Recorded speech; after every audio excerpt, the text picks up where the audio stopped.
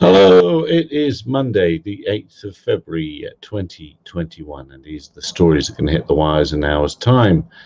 Not so many. I believe there's been some sort of sporting thing in America over the weekend, and so there's less about. Drone Shield got some AI in their counter UAS gear now.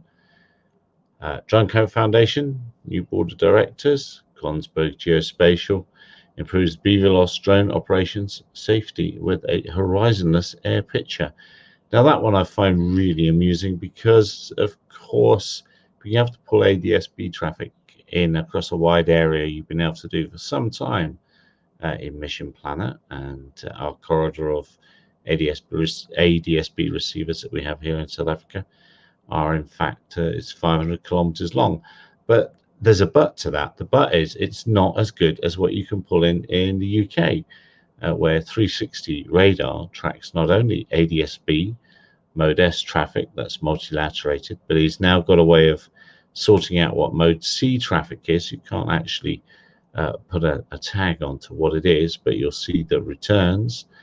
Also pulls in FLARM, and he also pulls in Open Glider Network. So that's just about every sort of electronic conspicuity thing you can think of gets pulled in one system and gets pushed out again.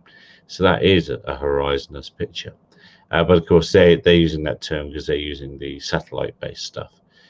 But again, my but there is that satellite-based stuff doesn't see an awful lot of traffic. Your ADS-B antenna on your aircraft has to be on top of the aircraft to start with, which is against convention because normally you put it on the bottom because it's looking at stuff or being received from the ground. So for satellite-based ADS-B to really work, you've got to have a fit which is good to see the sky. Anyway, that's that one. CSAR JU kicks off Urban Air Mobility Research Project. GOF2, that was a good one last year, and it's a goal for Finland, I think, and it's be up again there this year. So that's quite interesting. And then lastly, I was just also thinking about things that have happened previously in history.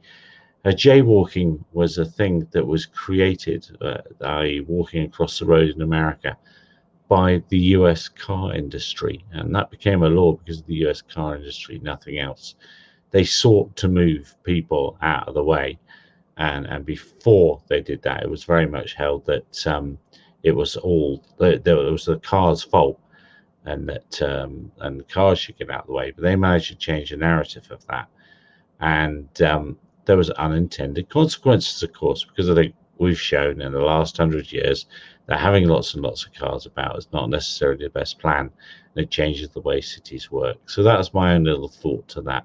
So that, ladies and gentlemen, boys and girls, or is it? That's the stories for this Monday, the 8th of February, 2021. Wear a mask, wash your hands, stay away from people, look after yourselves wherever you might be in the world. See you similar time, or a bit later, an hour later tomorrow. And of course, tomorrow evening, 2100 GMT, our drone and sundry stuff and nonsense. Cheers for now.